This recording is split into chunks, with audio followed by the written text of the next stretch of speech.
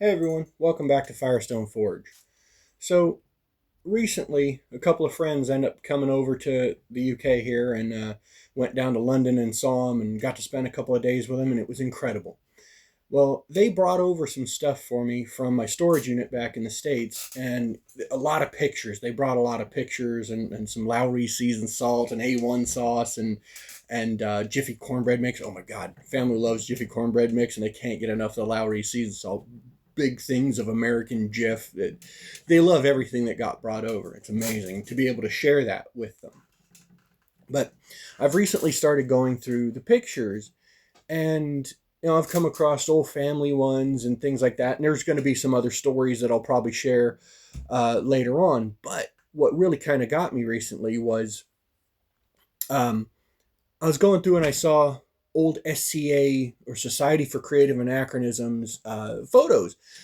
And, like I thought I had some, I don't have many, unfortunately, uh, but I've got some. And it's led me to remember some stories. And I'm gonna share some more of those.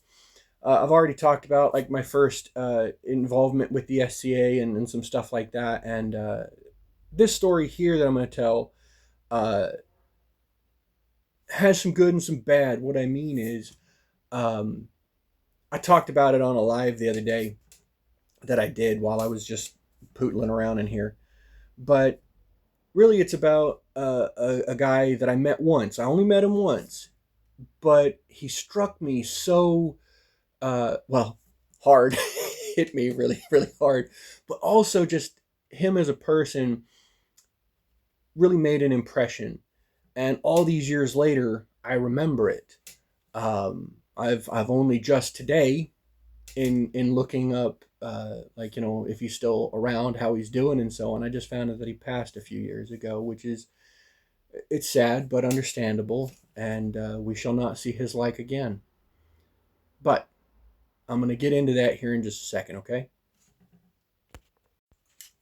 So this story happens in California or Kaid many years ago, and I don't specifically remember the event. Like I have little bits and pieces, but I can't say for sure that it was that event. What I can say, oh, new haircut by the way.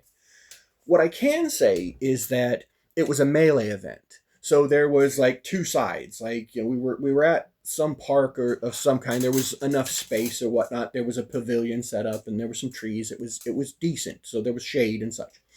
But there was two lines. So I'm on the right side, let's say, and there's this left side. And like I'm getting my armor on, everybody else is getting their armor on, and we're like, okay, this is our team, and there were different scenarios involved. And one of them was somebody had put a rock inside a helmet and then duct taped the crap out of it. And that was supposed to be like, you couldn't kick it, obviously, because you'd hurt your foot, but you had to basically protect it, and you had to actually uh, you couldn't pick it up with your hands. You had to like move it with your knees or some kind of a thing along those lines. It was something kind of weird. I don't remember, or maybe I just got legged and stood over the thing. That's not important. I'm looking across the way and I'm seeing the other fighters and I'm kind of lining them up in my mind, and I see this guy and he probably stands 5 foot if I'm being generous. Like maybe I'm wrong. It's been 20 something years ago, but I remember the dude was short. I'm 6'2", and I'm like, oh, okay. And he looked older, and I'm like, oh, okay. That's going to be interesting. Either this guy is just new or he's been in it for a minute. And I'm watching him as he puts his armor on, and it looks like it's 3 sizes too big for him. And it's spray painted this really bright red, like it's red, but you could tell that it's spray painted, and you're like, there's bits of leather, there's bits of metal, but all of it's spray painted. And it's like in his helm, he had this great helm on, and it's spray painted red. And I'm just like, it looked really not very professional. Not that my armor was very professional at the time either, but like I was trying to work on it, and I didn't spray paint everything red. And I'm just like, wow, that's either loaner kit or something. I don't know. So, but like seeing armor like that tells you one of two things: either the guy's new or he's really good. He's good enough he doesn't have to care about his kit. And I'm like, he's short. And he's got these. I was a little bit jealous at the time because I have glasses, as you can tell. And I'm looking over there and I see he's got these like sports goggles, like, prescription sports goggles you'd see. And this is early 2000s, like 2005, 2006, maybe a couple years before. Between 2003, 2006, let's say. So I'm looking over there and I'm like, I don't know, man. I mean, I'm a little jealous that this guy's, got these because those were expensive at the time. And I'm like, oh, okay, all right. Well, anyway, and then he grabs a great sword, like a two-handed great sword. The thing stands taller than him. And when he's walking out there hunched over and he's dragging this thing behind himself. And I'm like, okay, again, either this dude's going to be really good or he's going to be really bad. But I have to keep an eye on him because new fighters can throw some stuff that you wouldn't expect, and it can really get you, and it can really hurt. However, people who know what's going on, they don't have to worry so much because they know you're not going to hit them because they're good enough to where you're not going to get a chance to. So I'm like on the fence, like, what's going on? Where is this going to land? The second the horn goes off, I'm standing on the absolute left edge of the field. I'm on the right, like if you're facing it this way, I'm end of the field over here. I'm right next to the edge of the field. There's no one else on this side of me. And he is lined up, like he has worked his way through. He is lined up square across from me. And I'm like, okay, I had this really large shield at the time, a heater shield, which means that you hold it here and like the shield will sit in front of you and there's a strap that goes across here. I had a really large one at the time because that's how I fought. Anyway, the second they do the air horn, he bolts.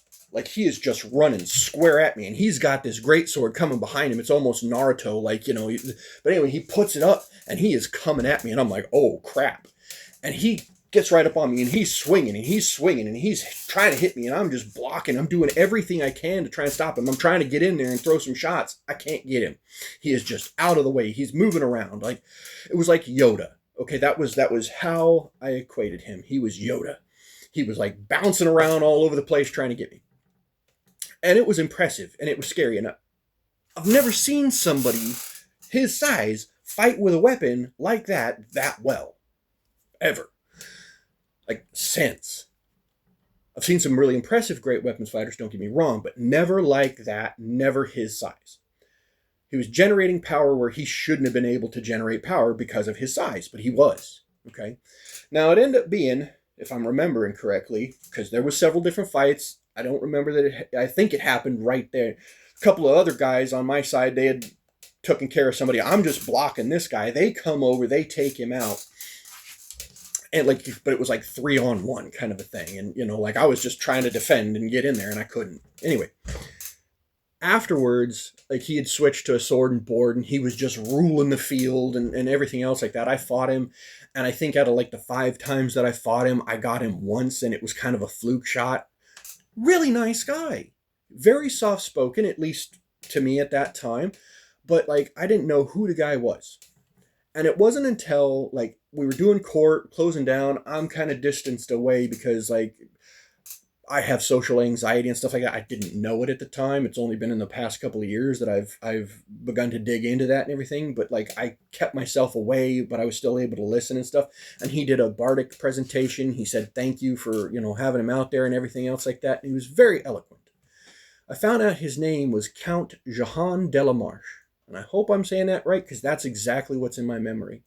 And I was blown away because I'm I've never heard of the title of Count.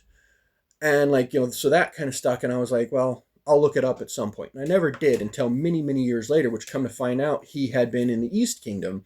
He had been the 9th crown prince. He had won the crown multiple times.